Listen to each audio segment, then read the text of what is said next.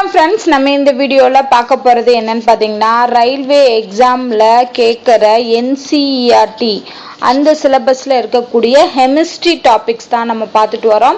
ஏன்னா நிறைய அடுத்தடுத்து ரயில்வே எக்ஸாம்ஸ் வந்து கண்டினியூ பண்ணுறாங்க. ஸோ அதனால் இந்த என்சிஇஆர்டி சிலபஸில் இருக்கக்கூடிய இம்பார்ட்டண்டான டாபிக்ஸ், அதாவது ரயில்வே எக்ஸாமில் எந்த டாபிக்ஸ்லேருந்து கேட்குறாங்களோ அந்த டாபிக்ஸ் எல்லாமே தொடர்ந்து பார்த்துட்டு வரோம். ஸோ இதுக்கு முன்னாடி ஒரு 2 வீடியோ போட்டிருக்கேன்.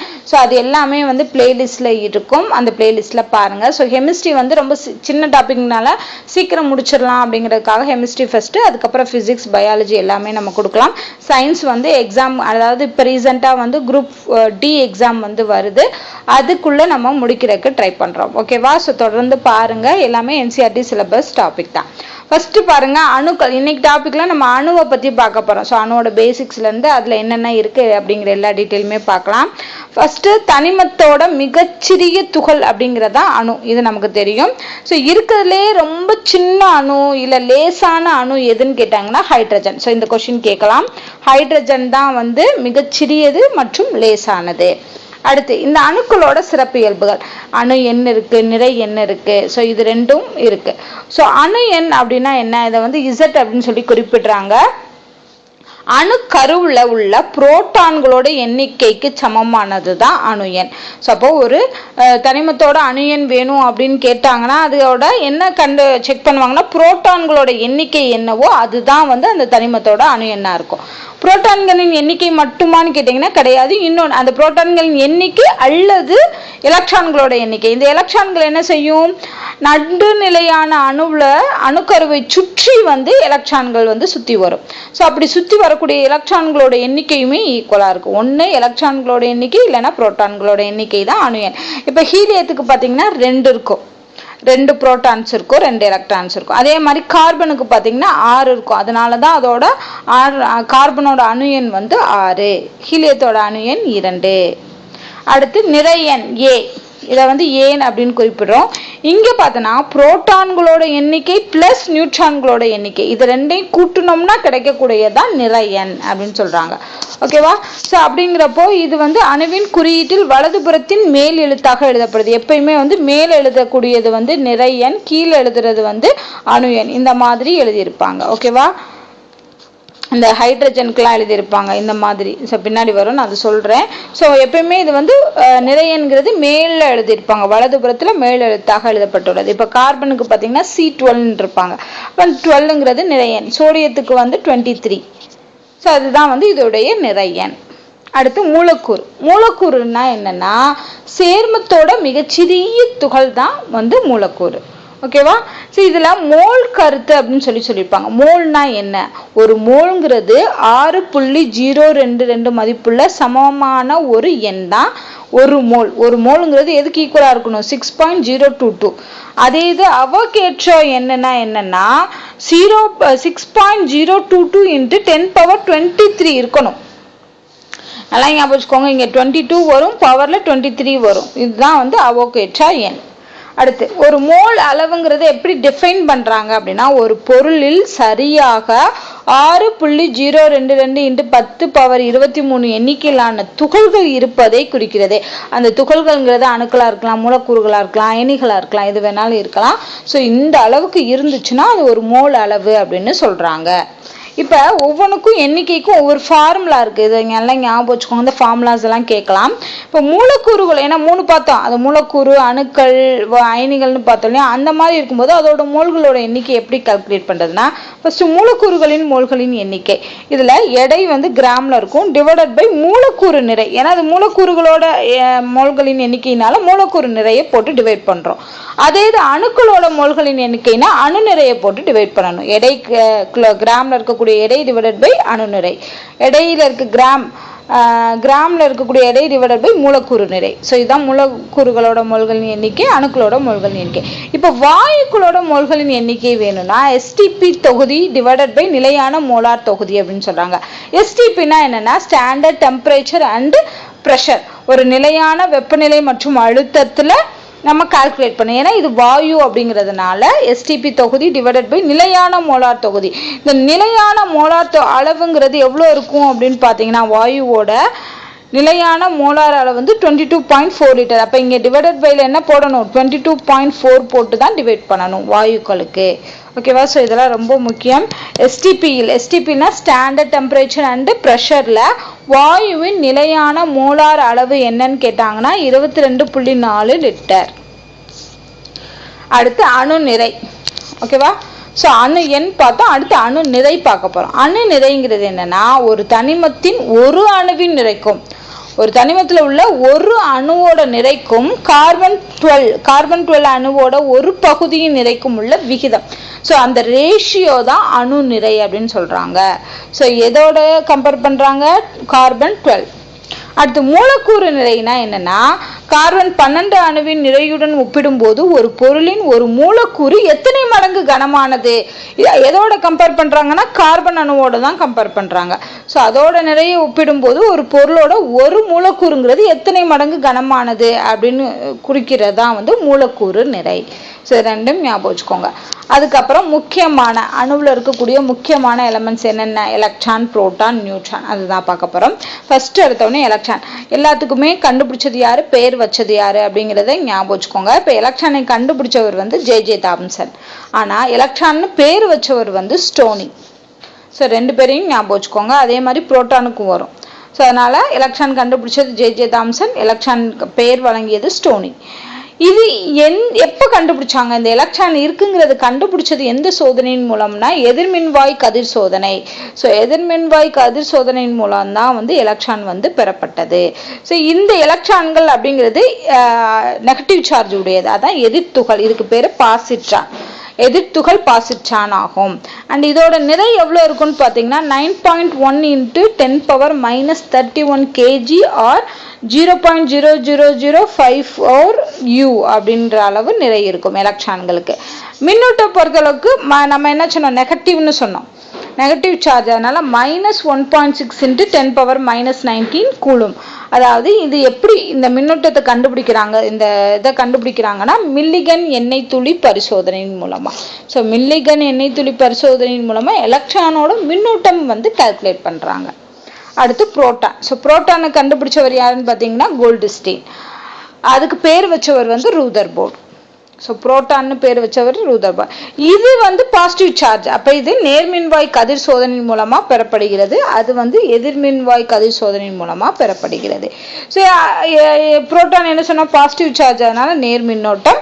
இது உட்கருவுல இருக்கும். ஸோ உட்கருவுக்குள்ள புரோட்டானும் நியூட்ரானும் இருக்கும். இந்த உட்கருவை சுற்றி எலக்ட்ரான் சுற்றி வரும்.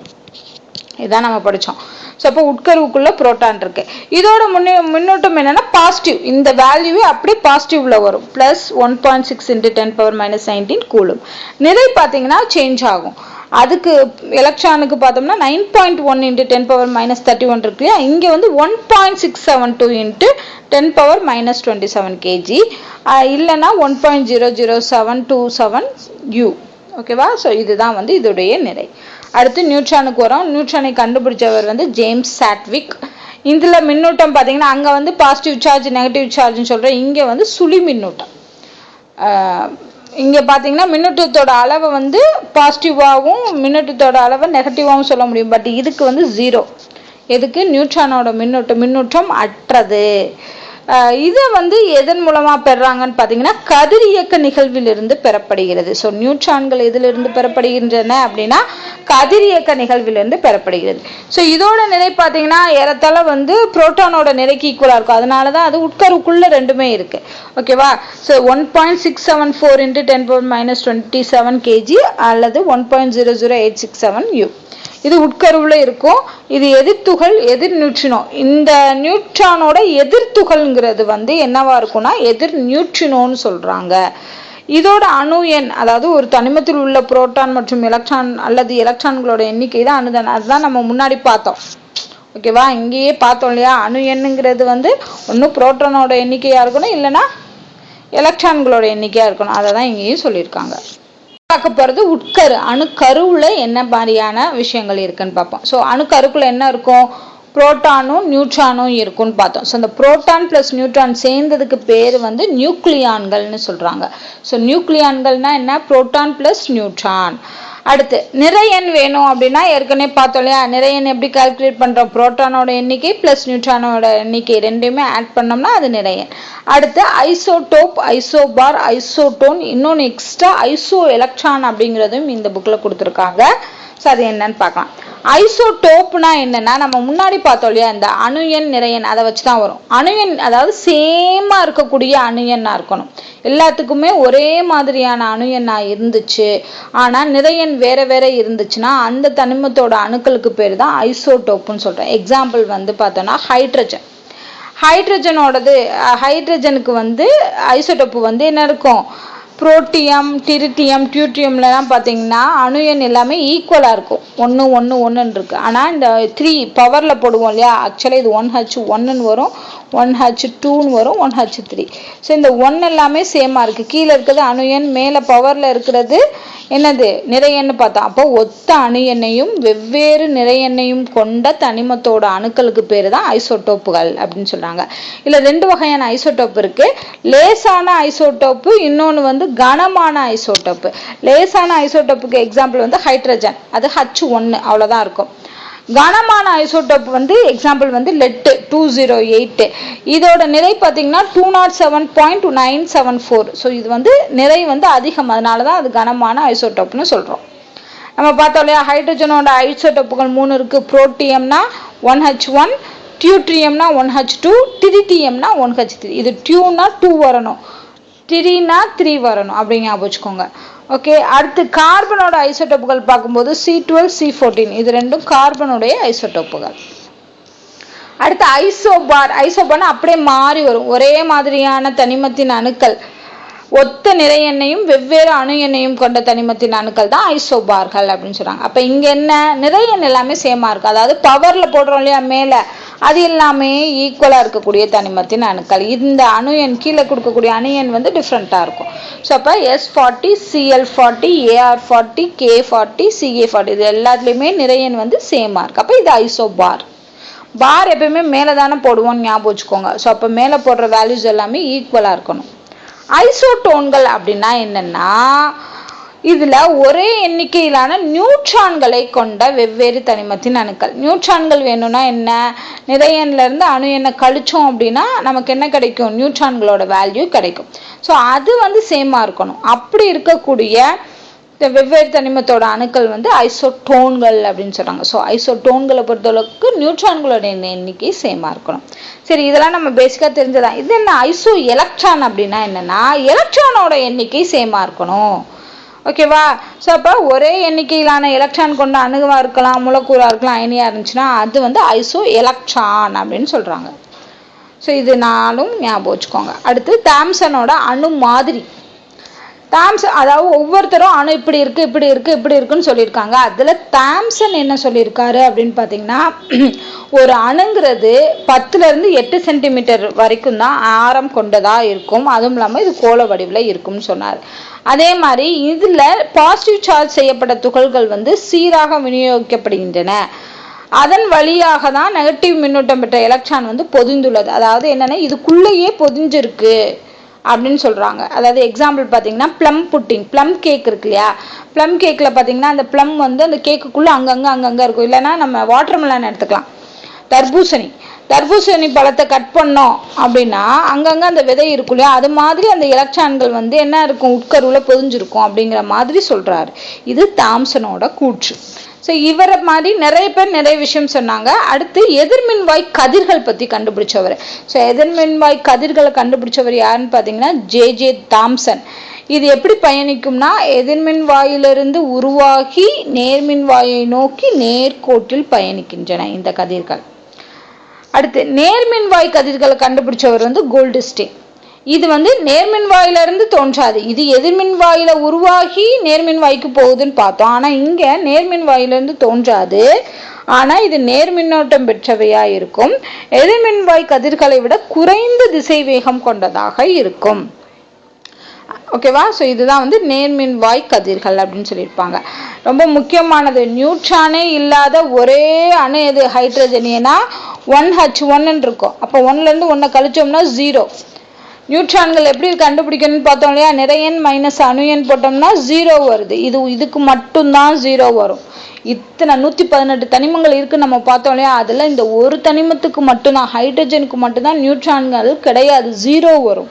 அதனால இந்த கொஸ்டின்லாம் கேட்கலாம். நியூட்ரான் இல்லாத ஒரே அணு வந்து ஹைட்ரஜன் மட்டும்தான். அடுத்து டி பிராலியோட கூற்றுப்படி அனைத்து துகள்களும் அலைத்தன்மை கொண்டதாக இருக்கும். டி பிராலி என்ன சொல்றாரு, எல்லா துகளுக்குமே அலைத்தன்மைங்கிறது இருக்கும்னு சொல்றாரு. அடுத்து ரூதர்போர்ட், நான் சொன்னேன் இல்லையா, ஒவ்வொருத்தரும் ஒரு மாதிரி சொல்லியிருப்பாங்க. அப்ப ரூதர்போர்ட் என்ன சொல்றான்னா, இவர் ஃபர்ஸ்ட் எந்த சோதனையின் மூலமா இந்த கருத்துக்கெல்லாம் சொல்றாருன்னு பாத்தீங்கன்னா, ஆல்பா துகள் சிதறல் சோதனையை வச்சுதான் ரூதர்போர்டு அணு இப்படி இருக்கும் அப்படி இருக்கும்னு சொல்றாரு. ஸோ இதை நல்லா ஞாபகம் வச்சுக்கோங்க. இவர் என்ன சொல்றாருன்னா, அணுவோட பெரும்பகுதி காலியாக தான் இருக்கும், சும்மா தான் இருக்கும் அப்படிங்கிற மாதிரி சொல்றாரு. அணுவோட மொத்த நிறையுமே அதோட மையத்தில் இருக்கக்கூடிய அந்த உட்கருவுல தான் கூஞ்சிருக்கு மொத்த நிறையும் அப்படின்னு சொல்றாரு. அணுக்கருவை சுற்றி எலக்ட்ரான்கள் சுற்றி வருது. அது மட்டும் இல்லாம இவை மிக அதிக வேகத்தில் அணுக்கருவை சுற்றி வட்டப்பாதையில் சுற்றி வருகிறது அப்படின்னு சொல்றாரு. இவர் தான் என்ன பண்றாரு, எலக்ட்ரான் வந்து அணுக்கருவை சுற்றி வருது அப்படிங்கிறத சொல்லியிருக்காரு. அடுத்து நிறமாலைங்கிற ஒரு விஷயம். நிறமாலைன்னா என்ன, ஒரு முப்பட்டகத்தின் வழியாக, ஒரு முப்பட்டகத்தை இந்த பிரிசம்னு சொல்லுவோம் இல்லையா, அது வழியா நம்ம வெண்ணிற ஒளியை அனுப்பிச்சோம்னா அது வந்து எதிரொலிச்சு 7 வண்ண நிறங்களாக பிரியும். ஓகேவா, இந்த 7 வண்ண பட்டைகள் தான் என்ன சொல்றோம், நிறமாலை என்று. ஏன்னா அந்த விப்ஜிஆர் கலர் இருக்கு இல்லையா, 7 கலர்ஸ் இருக்கு இல்லையா, அது வந்து உருவாகுது. அப்ப வெள்ளை நிற ஒளியை அனுப்பும் போது இந்த முப்பட்டகத்தின் மூலமா எதிரொலிக்கப்பட்டு இது என்ன பண்ணுது, அந்த 7 கலரா உருவாகிறதுக்கு பேர் தான் நிறமாலை. அடுத்து நீல்ஸ் போர் மாதிரி. நீல்ஸ் போர் என்ன சொல்றாரு, அணுக்கருவை சுற்றி எலக்ட்ரான் நிலையான வட்டப்பாதையில் பயணிக்கிறது. அப்படி பயணிக்கிறதுன்னு சொல்றது ஒரு குவாண்டம் கோட்பாட்டு அடிப்படையில தான் அந்த இது நடக்குது அப்படின்னு சொல்றாரு. அது மட்டும் இல்லாம அந்த சுற்றுப்பாதைங்கிறது பல்வகையான ஆற்றல் மட்டங்களை கொண்டது, அதாவது குறிப்பிட்ட ஆற்றல் மட்டங்களை கொண்டது அப்படின்னு சொல்றாரு. அதாவது 1, 2, 3, 4 அப்படின்னு சொல்லி நிறைய ஆற்றல் மட்டங்கள் வந்து இருக்கும். ஹைட்ரஜன் அணுவின் நிலைப்புத்தன்மை மற்றும் அதன் நிறைமாலையை விளக்கியது. இவர் கண்டுபிடிச்ச இந்த நீல்ஸ் போரோட மாதிரி ஹைட்ரஜன் அணுவோட நிலைப்புத்தன்மை பத்தியும் அதோட நிறமாலையையும் எக்ஸ்பிளைன் பண்ணதுன்னு சொல்றாங்க. அடுத்து இதுல எலக்ட்ரான் ஆற்றலை உறிஞ்சி அல்லது வெளியிட்டு ஒரு பாதையிலிருந்து மற்றொரு பாதைக்கு மாறும். அந்த ஆற்றல் மட்டங்கள்ல இருந்து சேஞ்ச் ஆகுறதுங்கிறது என்னன்னா, ஒண்ணு ஆற்றலை உறிஞ்சிக்கும் இல்லைன்னா வெளியிடும். இது ரெண்டுல ஏதோ பண்ணிதான் ஒரு பாதையில இருந்து இன்னொரு பாதைக்கு எலக்ட்ரான் மூவ் ஆகும் அப்படின்னு சொல்லியிருப்பாங்க. ஸோ இதோட வந்து நம்ம இந்த வீடியோவை கம்ப்ளீட் பண்ணிக்கலாம். இன்னும் நிறைய வீடியோ அடுத்தடுத்து வருது. ஸோ தொடர்ந்து பாருங்க. எல்லாமே ரயில்வே எக்ஸாமுக்கு படிக்கலாம், எல்லா எக்ஸாமுக்குமே நீங்க படிக்கலாம். ஏன்னா NCERT சிலபஸ்ங்கிறதுனால எல்லா ரயில்வே எக்ஸாமுக்கும் சென்ட்ரல் கவர்மெண்ட் எக்ஸாமுக்குமே இந்த டாபிக்ஸ் எல்லாம் நீங்கள் படிக்கலாம். ஸோ தொடர்ந்து பாருங்கள். இதில் ஏதாவது டவுட் இருந்தால் கமெண்ட் பண்ணுங்கள். இந்த வீடியோ உங்களுக்கு பிடிச்சிருந்தா லைக் அண்ட் ஷேர் பண்ணுங்கள். நன்றி.